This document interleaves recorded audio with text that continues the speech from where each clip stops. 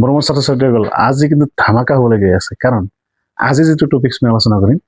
এনে কোনো 9ৰ final exam হোৱা নাই যদি কুৱেশ্যনটো অহা নাই সো ভিডিঅ'টো স্কিপ নকৰি তোমালোকে কন্টিনিউ চাই থাকিবা আৰু এই টপিকছটো হ'ল ক্লাছ 9ৰ বিজ্ঞানৰ চেপ্টাৰ নম্বৰ 9 তাতে এটা টপিকছ আছে বল আৰু গতি বিষয়ক সূত্ৰ আৰু তাতে নিউটনৰ তিনিটা সূত্ৰ আছে তাৰে দ্বিতীয় সূত্ৰটোৰ গাণিতিক প্ৰকাশ ৰাখিটো পৰীক্ষাত আহে তো সেইকাৰণে সেইটো আগত আলোচনা কৰি লওঁ চোৱা তো তোমাক কোৱেশ্চনটো হ'ব এনেহেন তোমাক কেতিয়াবা সুধিব নিউটনৰ তৃতীয় গতি সূত্ৰটো লিখা নাইবা এনেকৈ সুধিব যে নিউটনৰ গতি বিষয়ক দ্বিতীয় সূত্ৰটোৰ গাণিতিক প্ৰকাশ ৰাখিটো লিখা তো তুমি কেনেকৈ লিখিবা তো কোৱেশ্চনটো কেতিয়াবা এনেকৈ সুধিব পাৰে প্ৰমাণ কৰা যে F = ma সেইটো আকাৰে দিব পাৰে তো তোমাক যদি এনে শৰ্ট কোশ্চেন এটা সুধে যে নিউটনৰ তৃতীয় গতি সূত্ৰটোৰ গাণিতিক ৰূপটো লিখা তেনেহ'লে তুমি লিখিবা F = ma আৰু যদি তোমাক প্ৰমাণ কৰিব দিয়ে তেনেহ'লে অলপ বহলাই লিখিব লাগিব তো প্ৰথমতে তুমি যে কোশ্চেনটো মই লিখি আছো ইয়াতে তো ইয়াতে F = ma যে কৈছে ইয়াতে F ৰ এটা কি আছে এটা অৰ্থ আছে m ৰ এটা অৰ্থ আছে a ৰ এটা অৰ্থ আছে তো এই প্ৰত্যেকটাৰ মিনিং তুমি জানিব লাগিব এতে F মানে কি বুঝাইছে বল M মানে কি বুঝাইছে ভর কোন একটা বস্তুর ভর দিব লাগিব না আর A মানে বুঝাইছে ত্বরণ অ্যাক্সেলারেশন তো বল যদি উলিয়াব লাগে তুমি এটা বস্তুৰ ওপৰত কি কৰিব লাগিব এই বস্তুটোত ত্বৰণৰ সৃষ্টি কৰিব লাগিব এই বল মানে ভৰ আৰু ত্বৰণৰ পূৰণ ফল কৰিলেহে তুমি কি পাবা বল পাবা তো এইটো আমি আজি প্ৰমাণ কৰি দেখাব লাগে আৰু ইয়াৰ ওপৰত বেছ কৰি বিভিন্ন সৰু সৰু MCQ কোশ্চেন দিব পাৰে তো পলম নকৰি মই স্টাৰ্ট কৰব m ভৰৰ এনেকৈ লিখা m ভৰৰ কোনো বস্তুৰ ওপৰত F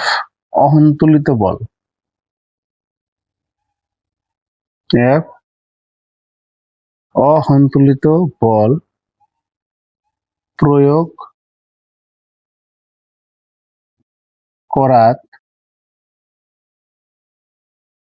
কৰাত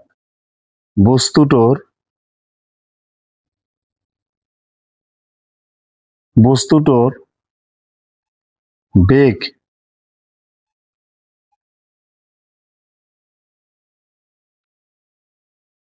ইউৰ পৰা ভি হল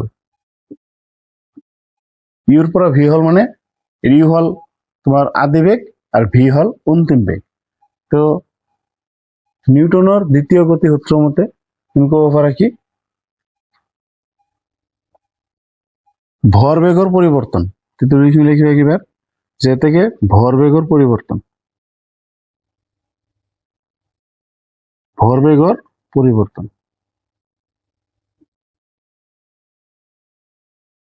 ভৰবেগৰ পরিবর্তন যেটো আছে এটা কি যেহেতু অন্তিম বেগ এটো তো অন্তিম বেগ যদি আছে তেনেহলে অন্তিম ভরবেগ হব কিমান mv আর mv টো হলে কি হব mu তকৈ সদায় ডাঙৰ হব অলৰেডি কলোৱে এটো কি হব mu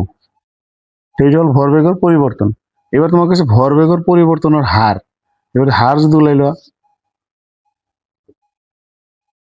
ভৰবেগৰ পৰিবৰ্তনৰ হাৰ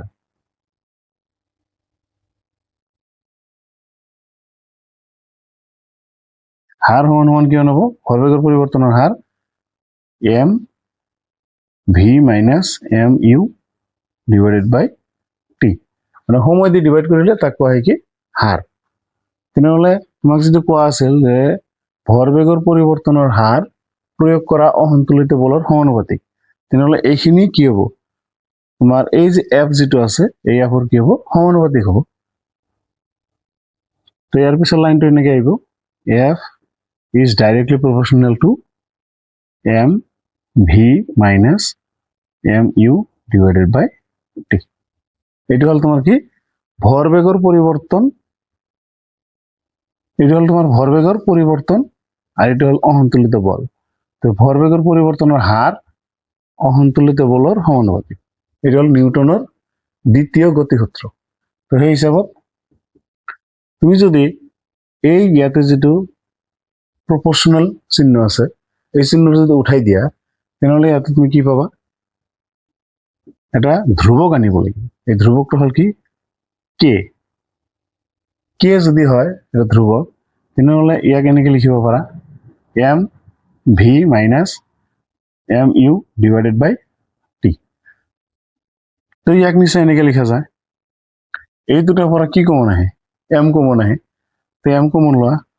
আৰ এটা কে তো কে থাকিব যদি ভিতৰত কি থাকিব তেনেহলে v minus u তে তলত কি আছে কমপ্লিটলি তলত আছে t এটা কে m এটা ব্র্যাকেটে দেব v minus u তো তুমি নিশ্চয় জানা যেহেতু v a is equal to v minus u divided by t so তুমি কি লিখিব পাৰা ইয়াতে v minus u divided by t আছে সো এইখিনি জায়গা তুমি কি লিখিব পাৰা a মানে ইয়াৰ পৰা কি আহিল f is equal to k m a এই ইয়াতে যে k ইউজ কৰিলো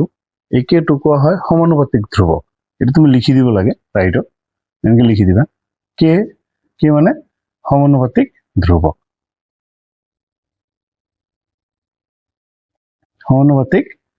ধ্ৰুৱক এটা লিখি দিবা এইবাৰ ইয়াতে তুমি চোৱা m a আৰু f এটা তিনটা এইবিলাকৰ ভ্যালু যদি তুমি পুট কৰা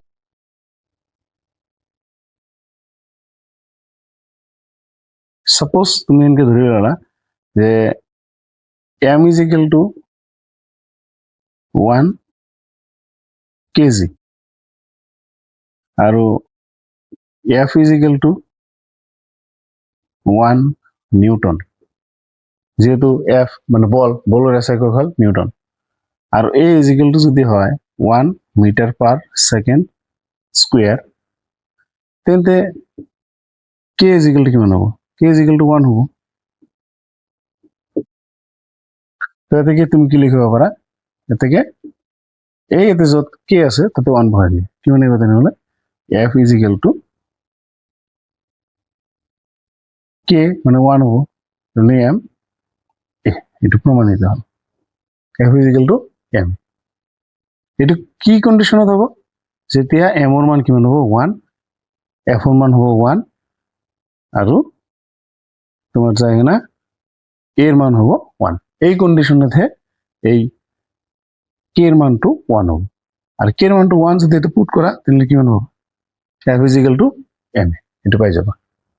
তো এইটোৱে হল ইয়াৰ আনসাৰটো তো ভিডিওটো ভাল লাগিলে লাইক কৰিবা